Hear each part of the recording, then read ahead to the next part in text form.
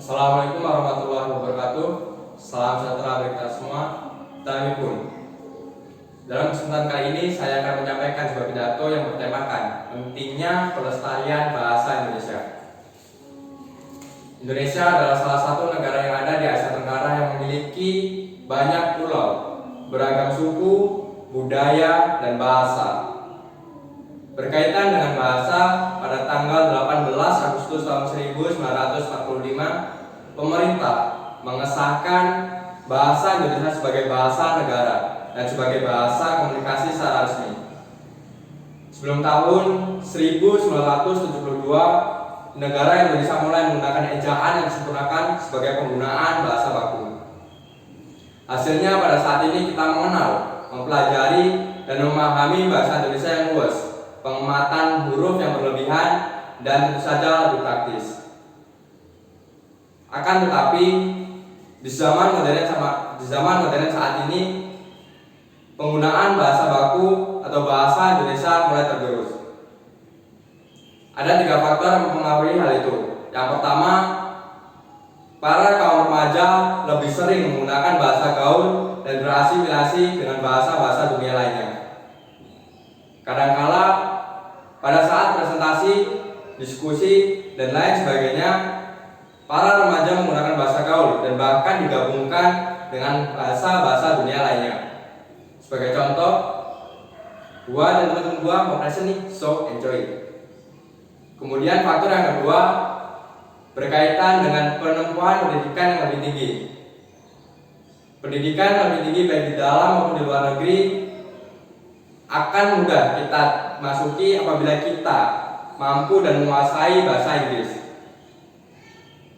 Walaupun penguasaan bahasa Indonesia kita sangat-sangat rendah.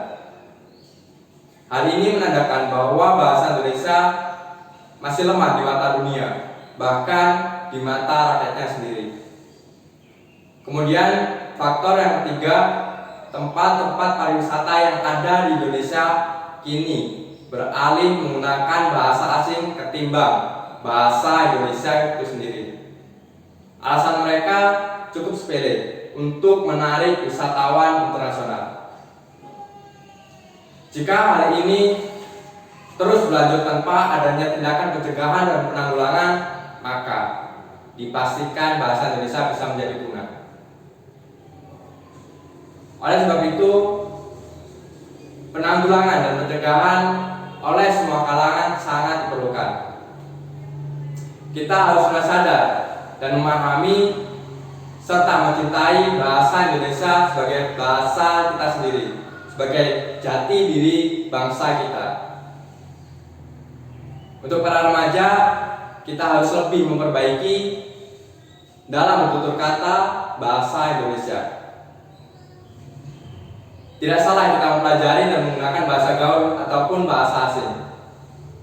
Tetapi perlu digarisbawahi, kita harus melihat situasi dan kondisi dalam bertutur kata itu. Kemudian di lingkungan sekolah diharapkan para guru bisa merangkap sebagai guru bahasa Indonesia agar dapat memperbaiki kesalahan dari para siswanya, yaitu dalam bertutur kata ataupun berbahasa. Selain itu, sekolah juga harus dapat lebih mempertimbangkan nilai bahasa Indonesia lebih tinggi dibandingkan dengan bahasa Inggris. Dan untuk pemerintah itu sendiri atau pemerintah Indonesia terkhusus di tempat-tempat pariwisata seperti Bali, pemerintah bisa membuat peraturan agar penggunaan bahasa Indonesia sebagai penggunaan bahasa yang utama, baik itu dalam poster, brosur, ataupun petunjuk jalan.